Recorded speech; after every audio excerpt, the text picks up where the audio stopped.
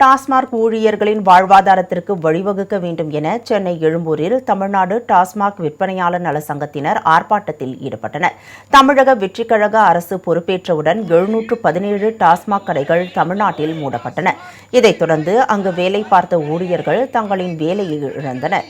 இந்நிலையில் அவர்களின் வாழ்வாதாரத்திற்கு வழிவகுக்க வேண்டும் என கோரிக்கை விடுத்து தமிழ்நாடு டாஸ்மாக் விற்பனையாளர் நல சங்கத்தினர் சென்னை எழும்பூர் பகுதியில் ஆர்ப்பாட்டத்தில் ஈடுபட்டனர். உழைப்போர் சங்க தலைவர் பாரதி தலைமையில் நடைபெற்ற இந்த ஆர்ப்பாட்டத்தில் சுமார் 200க்கும் மேற்பட்ட ஊழியர்களும் விற்பனையாளர்களும் கலந்து கொண்டனர்.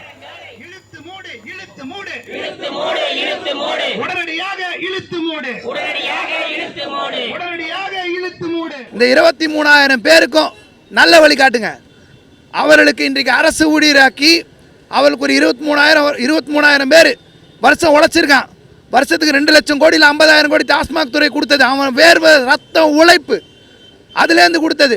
நீங்கள் அவனுக்கு அரசு ஊழியராக்கி இந்த 23,000 சம்பளம் 23 வருஷத்துக்கு என்ன சம்பளமோ அதை கொடுத்து மாற்று பணி தயவு செஞ்சு கொடுங்க.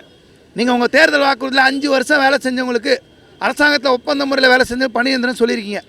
இவங்கெல்லாம் 23 வருஷம் வேலை பார்த்துட்டாங்க. 4 மடங்கு செஞ்சாச்சு.